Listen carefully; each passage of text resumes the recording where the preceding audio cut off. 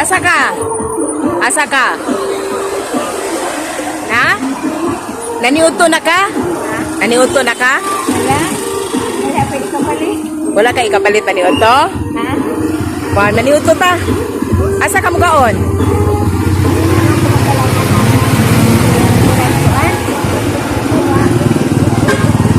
Dito ka. Wala ko magkalit.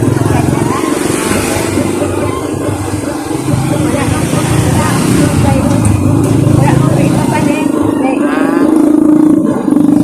Mahal. Pwede na ako. Ako ikaw. Wala na ko ikapalit. O tala, ato ta dito. Salamat kayo, ma'am.